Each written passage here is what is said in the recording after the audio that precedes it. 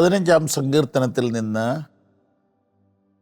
ഇന്നലെ നമ്മൾ ധ്യാനിച്ച ആത്മീക ചിന്തകളുടെ അടിസ്ഥാനത്തിൽ സാധാരണപ്പെട്ട ആർക്കും സ്വർഗത്തിൽ പോകാൻ കഴിയില്ല. ദൈവമേ, നിന്റെ കൂടാരത്തിൽ ആര് പാർക്കും? അതൊരു അസാധ്യ കാര്യമാണ്.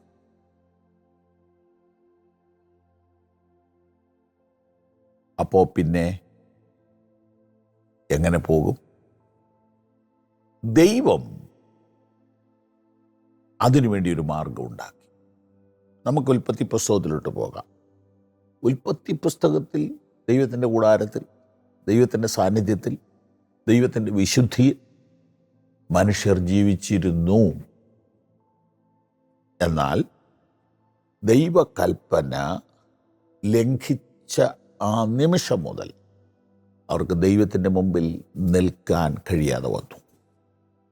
അവർ ഭയപ്പെട്ടു, അവർ നഗ്നരാണെന്ന് തിരിച്ചറിഞ്ഞു, അവർ ഒളിച്ചു. ആ മനുഷ്യരെ വീണ്ടും ദൈവത്തിങ്കിലേക്ക് അടുപ്പിക്കുവാനായിട്ട് ദൈവം മനുഷ്യനായി ഭൂമിയിൽ വന്നു. ക്രിസ്തുവും നമ്മെ ദൈവത്തോട് അടുപ്പിക്കേണ്ടതിന് നീതിമാനായി നീതി കെട്ടവർക്ക് വേണ്ടി പാപനിമിത്തം ഒരിക്കൽ കഷ്ടം സഹിച്ചു.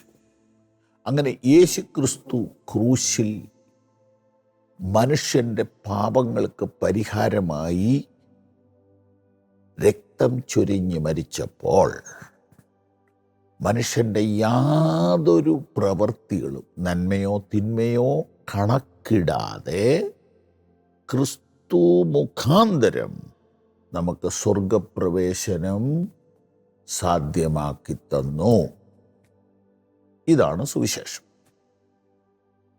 ഇനി നമുക്ക് യോഹന്നാൻ്റെ സുവിശേഷം 14-ാം അധ്യായം 1 മുതലുള്ള വാക്യങ്ങൾ നോക്കുമ്പോൾ അവിടെ കർത്താവായ യേശു സ്വർഗത്തെക്കുറിച്ച് പറയുകയാണ്. എൻ്റെ പിതാവിൻ്റെ ഭവനത്തിൽ അനേകം വാസസ്ഥലങ്ങളുണ്ട്. ഞാൻ നിങ്ങൾക്ക് വേണ്ടി ഒരു സ്പെഷ്യൽ പ്ലേസ് പ്രിപ്പയർ ചെയ്യാൻ പോകുകയാണ്. അങ്ങനെ കർത്താവ് പറഞ്ഞു വന്ന കൂട്ടത്തിൽ അങ്ങോട്ട് സ്വർഗത്തിലേക്ക് പോകുന്ന കാര്യത്തെക്കുറിച്ച് പറഞ്ഞപ്പോൾ തോമസ് ചോദിച്ചു, ഫിലിപ്പോസ് ചോദിച്ചു, സ്വർഗത്തിലേക്ക് പോകുന്ന വഴി ഏതാ? യേശു ക്രിസ്തുവിൻ്റെ മറുപടി, ഞാൻ തന്നെ വഴി, ഞാൻ തന്നെ സത്യം, ഞാൻ തന്നെ ജീവൻ. ഈ വാക്യത്തിൻ്റെ അർത്ഥം ശരിക്കും എന്താണ്? നിങ്ങൾ ഇവിടുത്തെ രീതി വെച്ച് ലൊക്കേഷൻ മാപ്പിട്ട് സ്വർഗത്തിൽ പോകാൻ ഒരുങ്ങണ്ട. അതാണ് അതിൻ്റെ അർത്ഥം. വഴി പറഞ്ഞു തരാനോ വഴി എഴുതി തരാനോ സാധ്യമല്ല. അങ്ങനെ വഴി തന്നാൽ നിങ്ങൾക്ക് തനിയെ അവിടെ വരാനും കഴിയില്ല. ഞാനാണ് വഴിയെന്ന് പറഞ്ഞാൽ ഒരു സന്ദർഭാർത്ഥം ഇതാണ്, ഞാൻ വന്ന് നിങ്ങളെ കൊണ്ടുപോകും. അതിൻ്റെ മുകളിൽ എഴുതിയിട്ടുണ്ട്, ഞാൻ ഇരിക്കുന്ന ഇടത്ത് നിങ്ങളും ഇരിക്കേണ്ടതിന് പിന്നെയും വന്ന് നിങ്ങളെ എൻ്റെ അടുക്കൽ ചേർത്തുകൊള്ളും.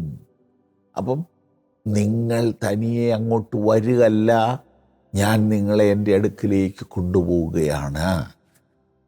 അത് ഡീറ്റെയിൽ ആയിട്ട് ചിന്തിക്കാഞ്ഞത് കൊണ്ടാണ് ഫിലിപ്പോസ് ചോദിച്ചത് വഴി എങ്ങനെയാണ്.